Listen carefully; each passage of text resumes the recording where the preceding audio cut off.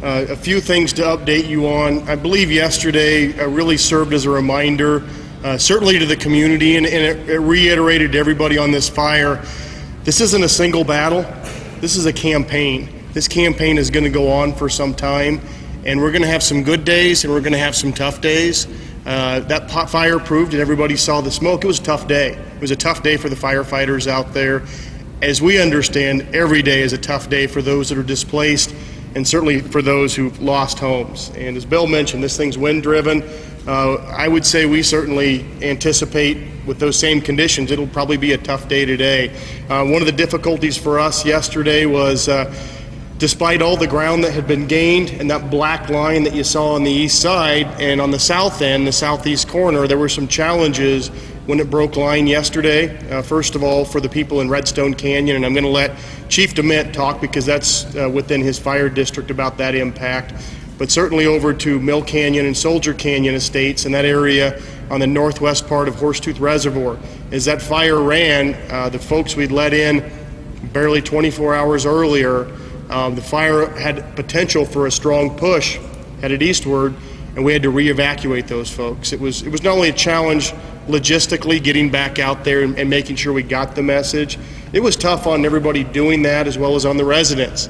They had that spark of hope, and it was kind of pushed back for a while, but we were successful at that. As you're aware, we did some up on the northeast, a little bit east of Glacier View Meadows, and we've got a meeting scheduled tonight, a second meeting to talk to residents up in that area, explain about the fire and the potential. I think the thing that really drives it home was in our morning briefing, the fire behavior specialist told us the potential up there, if that thing really got going on that end, we might have 30 minutes from the time that starts till it could get up to Glacier View Meadows. That lets people know how serious it is, and we remind people, do not be surprised if you're in a pre-evacuation area anywhere around this fire, certainly on those uncontained areas, that potential is there to evacuate and evacuate quickly. So we ask people who are still in not to become complacent.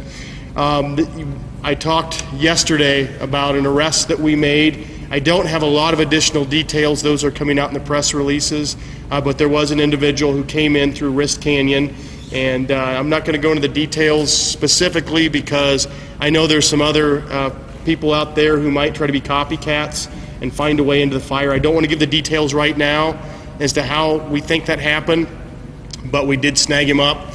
We have, in addition to the impersonation charges, there was a theft charge that's added, not because he got into anybody's home, but he had essentially dressed out as a firefighter, and he was taking supplies, the supplies that were there for the fire personnel. That's enough to upset a lot of folks that he would potentially not only go in there, but take away some of these life-saving supplies for fire personnel. He's in the county jail. He'll be having an appearance at 1:30 in video court, and I don't have a lot additional, but we will push out the information as we get it. What I want to do, though, is emphasize, in addition to our checkpoints, we're still moving those as needed within the areas. We also have, as much as we can, more roving patrols as we can safely put deputy sheriffs and other law enforcement officers into the fire perimeter to watch these areas. And as I made a brief mention yesterday, we did get surveillance equipment deployed, and I won't go into details obviously for reasons I don't want to compromise that equipment, but it's in different areas here. We had to remove some of it yesterday when the fire came out, but we're trying to add even more back in today as just another layer. We know as the fire personnel are doing everything to stop this fire and try to get it contained and a little bit back under our control. We're just as committed to protecting that area that we put residents out. It's a difficult challenge, but we're there. I do want to mention, and this was a reminder, as Bill talked about those unburned areas, to drive through and be able to tell residents before that, yeah, your home's there was nice, but if it's still in the green, one of the things that's just as concerning is that means there's still fuel around those homes. And yesterday, when I went up the canyon later in the afternoon, Wrist Canyon, I saw the outcome of that. When that wind picked it up in these dry, hot conditions, we had fires back up in there, and as it turned into what the citizens saw down here yesterday, it got going pretty good. I don't have details. We're working, if we can safely get out and do another windshield survey, We believe somewhere in the neighborhood of 3 residences may have burned up yesterday. That's tough because we thought we were able to hold all that, but it reminded everyone, and it serves as a reminder to those whose homes are in the perimeter of the fire. It wasn't burned, but it's still a very dangerous place. There's a lot of things falling on the road.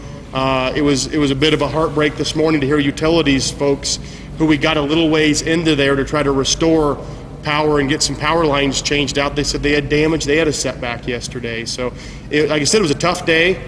I anticipate a tough day, tough battle today, but we know we're going to win this campaign and we're going to have better days ahead. So I'm going to let Chief DeMint talk a little bit about the impact on his district up at Redstone Canyon.